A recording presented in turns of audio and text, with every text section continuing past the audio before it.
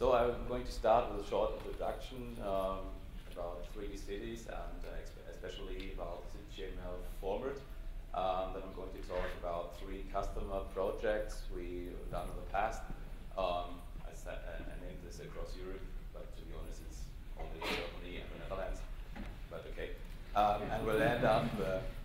I will end up with a short outlook on what we are currently doing in the field of 3D modeling and transformation. So yeah, back in 2009 at the user conference in Whistler, I had a presentation about FME and CityGML, and for me and I think in general it was the beginning of we can say a new 3D era. So people began to start to build their 3D virtual city models, and I can say that in Germany most cities do this on the ideas and in the format of CityGML, which is a semantic 3D data model and exchange format, and my talk will be about this format. So nowadays, if we have now, it's 5 years later now, and if you look back and see what happened, I would say that in Germany, almost all larger, where larger means maybe more than 100,000 inhabitants, cities and municipalities do have a virtual 3D city model. They have it in different level of details for different purposes. I think the main purpose, the main usage for these 3D models is still visualization for tourism, for architecture, for planning. There are only, from my perspective, only a few applications. For example, solar potential analysis or shadow analysis. But however, and as I already said, most of the models are based on the principles of CityGML. So maybe one question to the audience: who's familiar with CityGML? Who uses this format? Who has clients who work with CityGML? Okay, okay. So maybe just 2 slides, some basic information about that format. As I said, it's a data model and exchange format for 3D city models. What is special about this format is that it models all relevant parts of a city according to semantics. So every feature, every object has a certain meaning. According to geometry, of course, topology is not that much. And appearance. It's a GML application schema, so I'm pretty sure Don loves CityGML as he loves XML. But it's based on GML 3.1, so it doesn't fall into this new application-based schema writing as you already heard about. CityGML 1 is an OGC standard since 2008. And the current version is version 2, but version 3 is already under development. So I think in maybe 3 or 4 years we will have a new version of this format. I don't want to go much into detail. I'll just give you a short impression of how a real life city model could look like. As you can see, we have different modules, different feature types for example, for buildings, for bridges, for tunnels, and so on. So all features within CityGML are well described, have their own attribute sets, their own properties, and so it's easy to exchange this information, to exchange this 3D city models. So where, the question is, what has this all to do with FME? Where is FME used to support CityGML, whereas FME used to support 3D in general? Of course, you can make use of FME to visualize your 3D data with the FME Data Inspector. You can do format translations. You can, of course, do data transformation from 2D to 3D.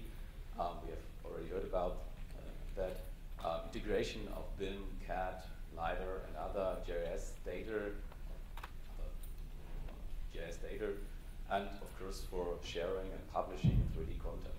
And to give some examples of how this works, I summarized three customer stories, three clients of Conterra.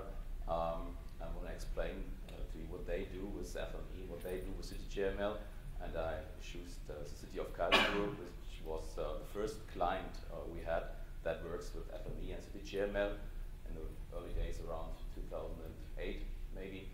Then city of Augsburg and a project with GeoGlobal in the Netherlands.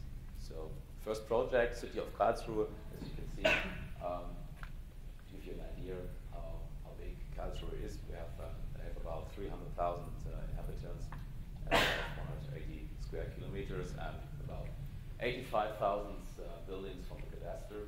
So just to give you a brief idea of the city. And nowadays they have a huge amount of different models, 3D models, all modeled in CityGML or following the principles of CityGML. They have a simple level of detail 1 model, and they have different alternative models at the level of detail 2, and for special landmarks they already have models in LOD 3. And beside buildings, you can see on the right-hand side they have land use, bridges, tunnels, monuments, and so on. So the system architecture for the 3D stuff at Karlsruhe looks like this. I'm sorry for having this only in German, but in general you can just say on the left-hand side it's all data capturing, then data management, and data sharing. And as you can see, they have a database, and the interface to this database is CityGML.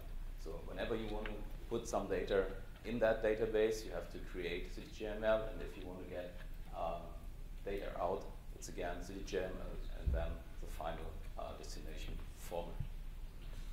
So here FME comes into the game, and I will do a live presentation on one of these workflows where FME is responsible for reading CAD data from the production environment, from the data capturing.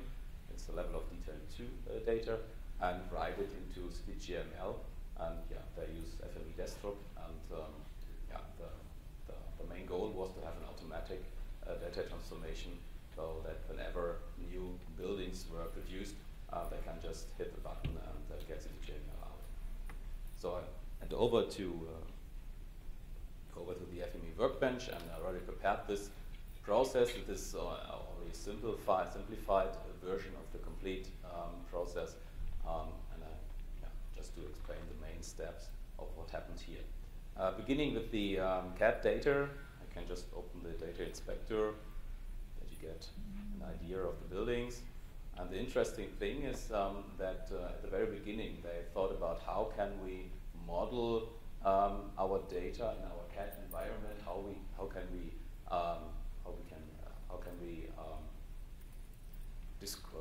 model the layers, so that we can automatically, from this layer description, from the layer name, can we derive our CityGML data. And it's just simple. They decided to put the individual building ID as the first part of the layer name, and then the specific surface type as a second part. And with this information, this is all we need to automatically derive CityGML out of this CAD data. So if I go to the workbench, we have the following steps. We read all layers with a merged feature type, and then we begin to extract the first part, which became the GML ID later on, and the second part of the layer name, which is the type. Then we have to map as you can see, this was just German names, and we have a mapping from this layer names into the corresponding CityGML feature types. And then we can head on to the writer side. As you can see in CityGML, if you want to write buildings, you have to define a building feature type. You have to define a building, feature type, building feature type, and at minimum it has to have a GML ID, because if you want to write all the faces around the building, so all the features that belong to a building, like a ground and a wall, a surface or a roof surface, or a building installation, we have to link from this building to the children feature types. So we have to have a GML ID and a corresponding GML parent ID. But before you can write the data, you have to set some CityGML geometry properties, and you have to set in this case, two special attributes. You have to set CityGML LOD name, which is in this case LOD2 multi-surface, and you have to define feature role. So the role between the building and its ground or wall or roof surface is that of bounded by. Directly comes from the UML diagram. And then you have to use the geometry property setter to set a trait, which is in some case it's like an attribute of the geometry. You have to set this GML LOD name attribute as a property of the geometry. And then you can just write it out. And you can handle ground, wall, and roof surface the same way, so I can just use here a fan out, because it's all the same. You can run it, but I just can get over to my presentation. So this was the first sample, and this was the first project, and then we have a second project here with the city of Augsburg, located somewhere in the southern part of Germany. The size of the city is similar to that of Karlsruhe. The situation here is a bit different. They have a lot of geospatial information, and they already had it or had established FME workflows to integrate this data into an S3 geo database, and so they had already a complete model when we started to support them. But the question was, how can they provide this data, this 3D city data, to non-JS people? Because they have many people that have no or little experience using ArcGIS, and not everybody in the departments has ArcGIS installed on this computer. And so the question was how to bring this information to people, and they decided to use 3D PDF. And they decided to make use of 3D PDF here. And so the solution was that they create an FME process to do a geodatabase to 3D PDF transformation, and then as a second step integrate FME server into their ArcGIS server web mapping platform, so that everybody can self-serve data download via this web mapping platform.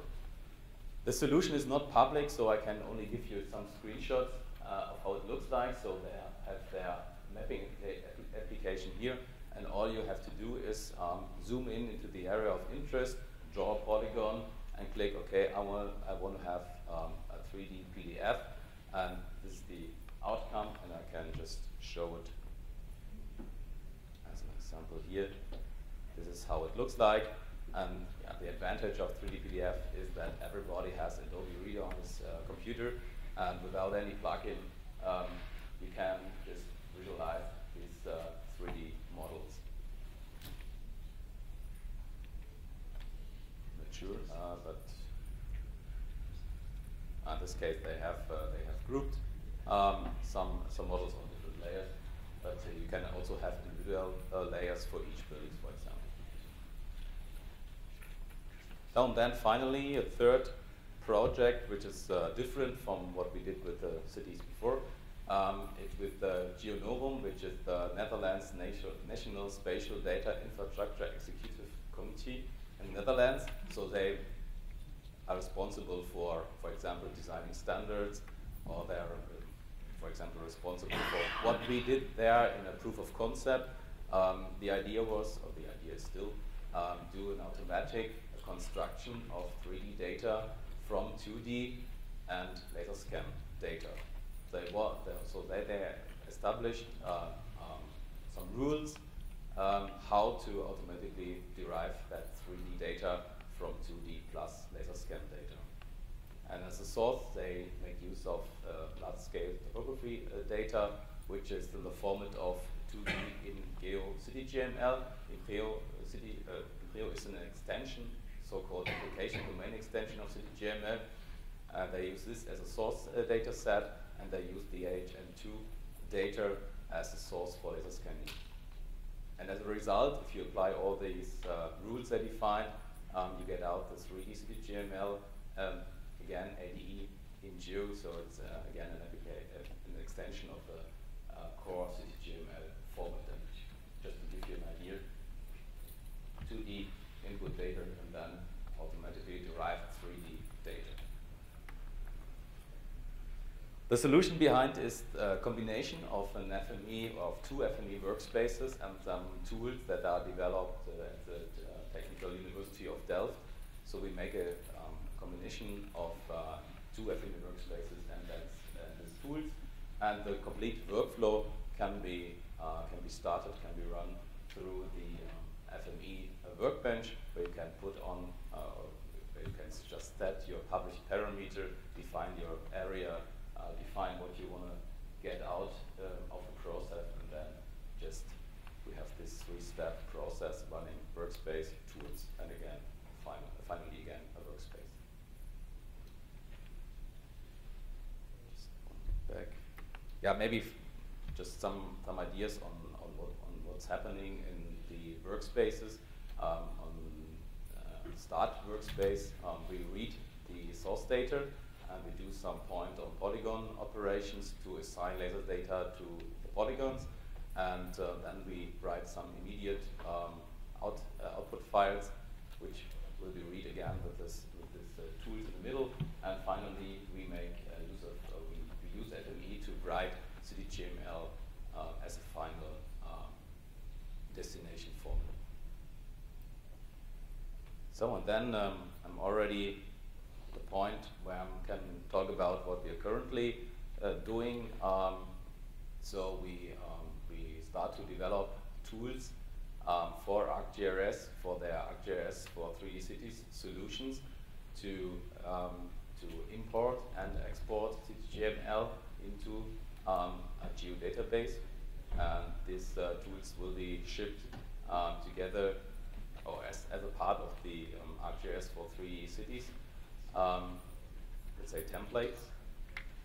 And yeah, just to give you a brief idea, the idea behind is that you have a more or less lossless import and export of CityGML into the so-called 3D city information model, which is a geodatabase model, and you can do your work in that geodatabase and finally can export this data again into the CityGML.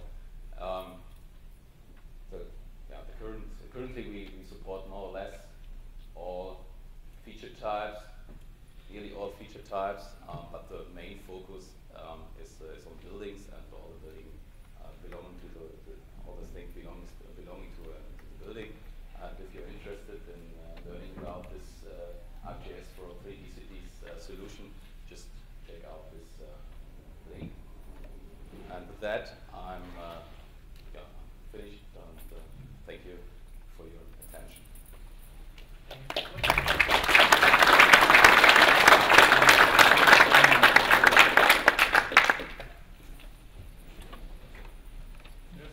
I'm from Denmark. I've worked a lot with CityGML, but my biggest problem is when I have a file of a decent size, the 3D PDF is so heavy, and for the data inspector, it's too heavy. And then I Googled, I found out that every university in Germany, they have their own CityGML viewer, almost. At least there are quite a lot of them.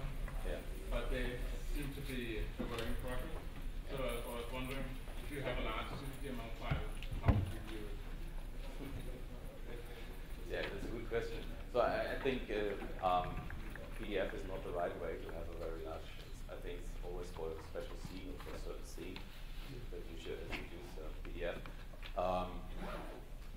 I'm using a viewer from the University of Karlsruhe,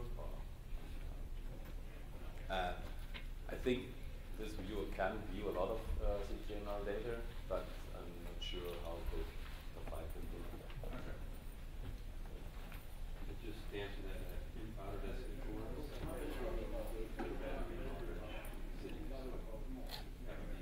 anything you can come up with and handle it fast visualization. But the question I have is on the level of detail, you have 3 different types. Is FME actually generating different levels of detail models for you? No, in that case, not. In that case, we have different workflows for the different level of details, because in Karlsruhe they have different ways of how they produce the different levels.